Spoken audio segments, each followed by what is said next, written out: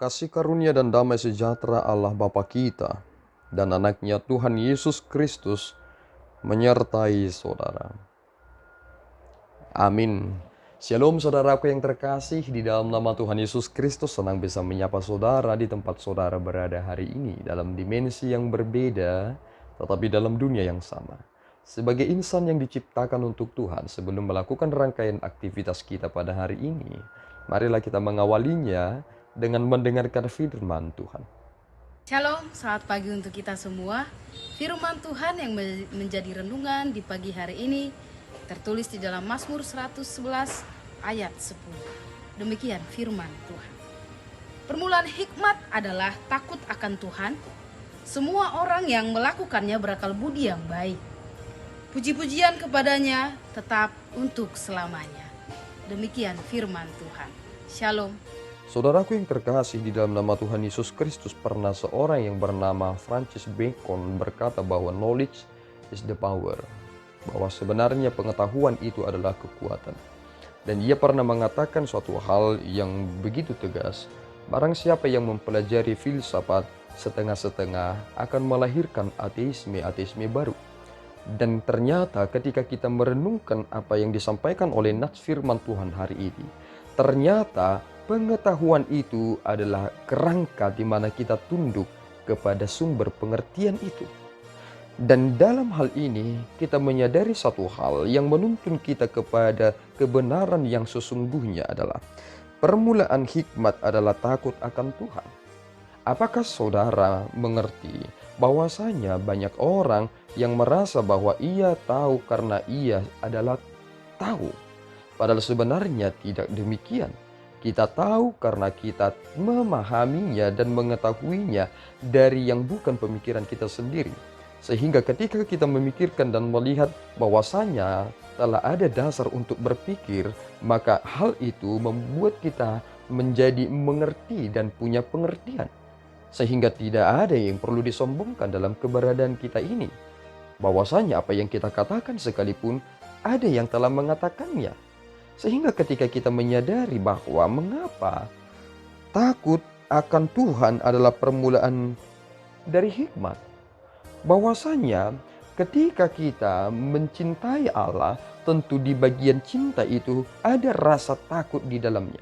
Sehingga ketika kita takut kepada Tuhan, ada bagian-bagian yang kita akan menyatakan dan kita akan perhatikan hal apakah yang benar-benar Tuhan perkenankan dan bagian manakah yang benar-benar Tuhan tidak perkenankan. Dan di bagian itu, ketika kita menyadari bahwa ini adalah yang diperkenankan Tuhan, maka kita akan meneruskan.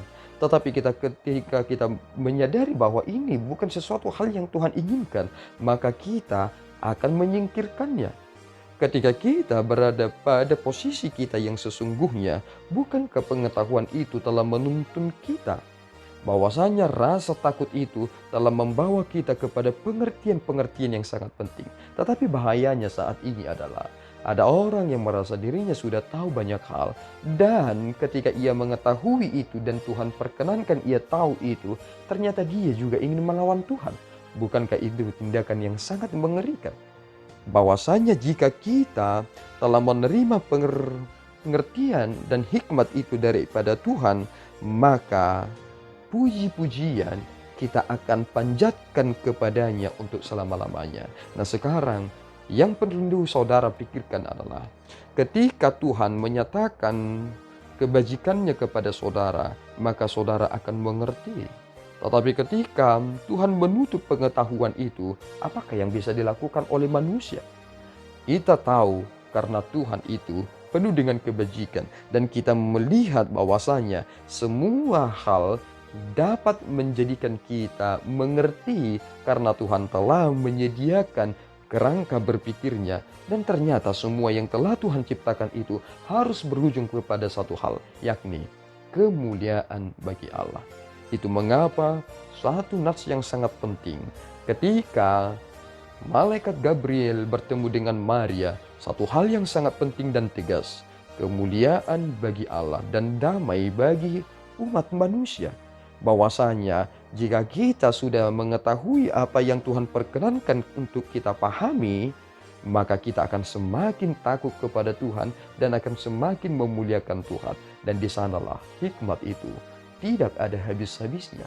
Orang yang takut akan Tuhan akan serta-merta memahami hal yang sangat-sangat penting dan membuat ia menjadi pribadi yang mementingkan kerajaan Allah dan kebenarannya, dan itu pasti berdampak bagi kehidupan manusia. Kiranya Tuhan memberkati saudara di dalam pekerjaan saudara. Tuhanlah dimuliakan dari setiap yang kita kerjakan. Tuhan Yesus memberkati, kita berdoa. Ya Tuhan, kami bersyukur atas berkat-Mu. Terima kasih Bapa atas firman yang boleh kami terima dengarkan pada pagi ini. Tolong dan tuntunlah kami ya Tuhan, supaya kami semakin takut akan Engkau. Sebab Engkau adalah sumber dari segala yang baik. Pengetahuan kami ini bukanlah sesuatu yang sempurna, tetapi yang daripadamu lah, yang akan memberikan hal yang terbaik bagi kehidupan umat manusia. Terpuji Engkau Bapa, dimuliakan namamu. Di dalam Yesus kami telah berdoa dan mengucap syukur. Anugerah Tuhan kita Yesus Kristus, kasih setia Allah Bapa, dan persekutuan Roh Kudus menyertai saudara. Amin. Tuhan Yesus memberkati.